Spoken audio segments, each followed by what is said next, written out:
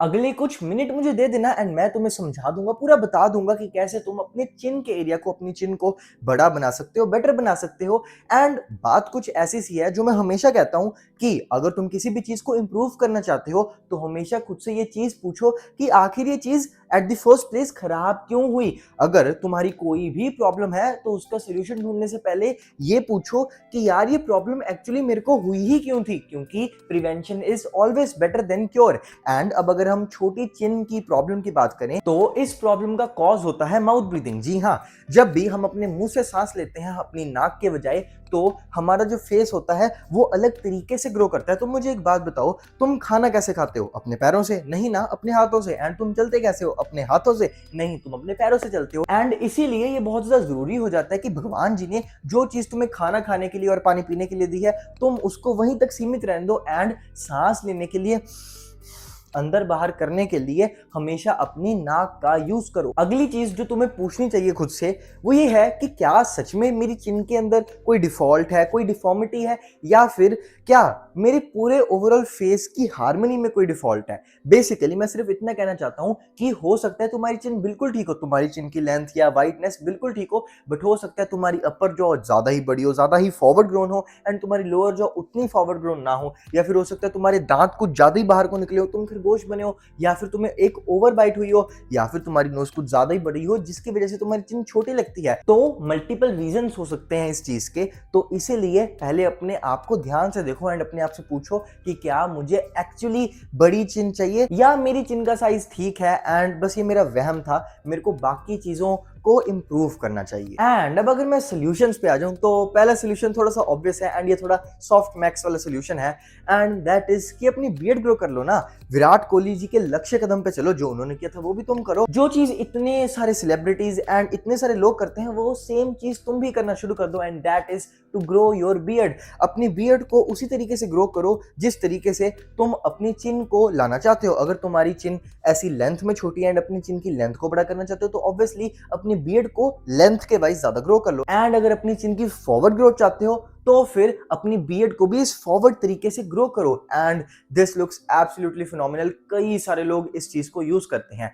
And देखो, अब कुछ लोग हो सकते हैं जिनको अच्छे से बियर्ड ना आती हो, एंड जैसे कि तुम मुझे ही देख लो, मेरे को उतनी अच्छी से बियर्ड नहीं आती, मेरे को पैची बियर्ड आती है एंड फुल बियर्ड नहीं आती। एंड अगर तुम्हें भी फुल बियर्ड नहीं आती, तो फिर तुम मिनॉक्सिडिल यूज कर सकते हो। एंड भाई प्लीज वो फेशियल हेयर ट्रांसप्लांट मत करा लेना, बहुत ज्यादा भद्दे दिखोगे, मीम बन के रह जाओगे। माइनॉक्सिडिल को यूज कर सकते हो तुम, but at the end of the day बात कुछ ऐसी सी है कि मैं कई सारे लोग जानता हूं जिनकी उम्र 20, 21, 22, 23 है, एंड वो मिनॉक्सिडिल काफी देर से यूज कर रहे हैं अपने फेशियल हेयर की डेवलपमेंट के लिए।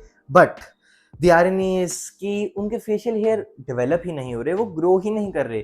तो इसीलिए अगर तुम्हें इतनी फुल बियर्ड नहीं आती, तो मुश्किल है कि माइनॉक्सिडिल से भी तुम्हें फुल बियर्ड आ जाएगी। बट अगर तुम्हें फुल बियर्ड नहीं भी आती, तो इस चीज का हाई चांस होगा कि तुम्हें सिर्फ ये चिन वाली बियर्ड पूरे अच्छे तरीके से आती होगी। एंड तुम क्या कर सकते हो, तुम सिर्फ चिन वाली वो बियर्ड रख सकते हो, मतलब वो जो इतना सा गुच्छा होता है यहाँ पे बालों का चिन के ऊपर, and that also looks absolutely phenomenal. मतलब जो तुम्हारी छोटी चिन की प्रॉब्लम है ना, वो सॉल्व कर देती है। बट मेरे को भी छोटी चिन की प्रॉब्लम है एंड मैंने भी वो चीज़ करने की कोशिश करी थी एंड वो वर्क भी कर रही थी कहीं ना कहीं।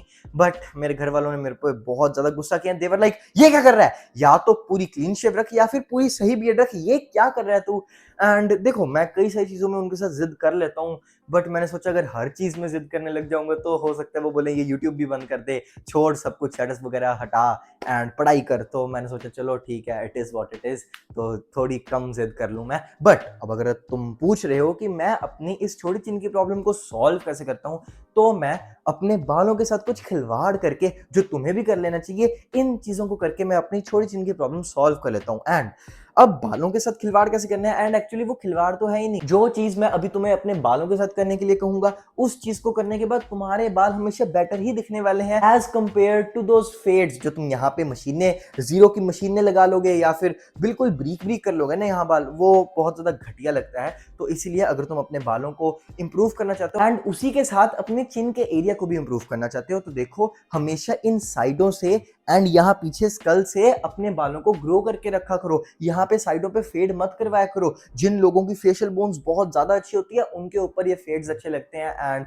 उनके ऊपर तो बस कट भी अच्छा लगता है, but in most of the cases तुम्हारे ऊपर बस कट नहीं अच्छा लगने वाला एंड मेरे ऊपर भी बस कट नहीं अच्छा लगता। हाँ, अगर मैं बहुत ज्यादा पतला हो जाऊं फिर शायद बस कट मेरे पे अच्छा लगे, तो इसीलिए तुमने साइडों से बाल लंबे कर लेने हैं एंड अपने पीछे स्कल के एरिया से भी बालों को लंबा कर लेना है। एंड सेकेंड चीज जो होगी, मेरे बालों को ध्यान से देखो। हाँ, ये थोड़े कर्ली हैं, ये थोड़े वेवी हैं, ये थोड़े वॉल्यूम है इनमें एंड यहाँ से भी बड़े हैं, पीछे स्कल से भी मैंने बड़े कर रखे हैं, बट बात कुछ ऐसी है कि मैंने अपने फोरहेड को भी कवर किया हुआ है एंड इसकी वजह से मेरी चिन का एरिया बड़ा दिखता है। एंड इसका सिंपल सा रीजन होता है कि जब तुम्हारा फोरहेड कवर हो जाता है, ये तुम्हारा फोरहेड वाला रीजन होता है, ये छुप जाता है, तो तुम्हारा मुंह छोटा लगने लगता है। बेसिकली पहले तुम्हारा फोरहेड लग रहा था बड़ा, इसके कंपैरिजन में ये एरिया छोटा लग रहा था एंड अब अगर तुम अपने फोरहेड के एरिया को छोटा कर दोगे या छुपा दोगे तो ऑब्वियसली ये वाला एरिया कंपनसेट हो जाएगा एंड तुम्हारी हार्मनी बेटर हो जाएगी। इन शॉर्ट, तुम्हारी छोटी चिन की प्रॉब्लम सॉल्व हो जाएगी। एंड देखो, ये जो चीज अभी मैंने तुम्हें बताई है बालों को नीचे फेंकने वाली,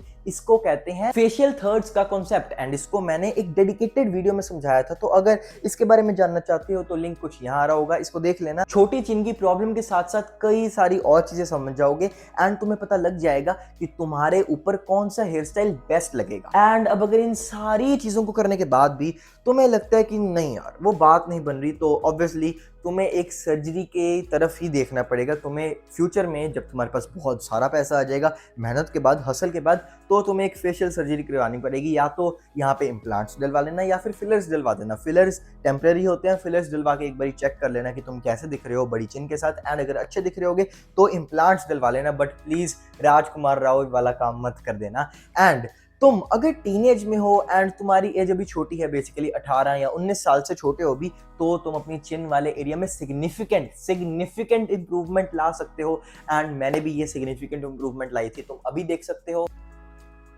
ये है मेरी पिक्चर पहले की। अभी मैं थोड़ा बल्क पे हूँ, प्लस थोड़ी सी दाढ़ी उतनी शेव नहीं करी है, तो इसीलिए हो सकता है कि यहाँ पे वो डिफाइननेस ना आए, बट हाँ, तुम चिन में इंप्रूवमेंट देख सकते हो।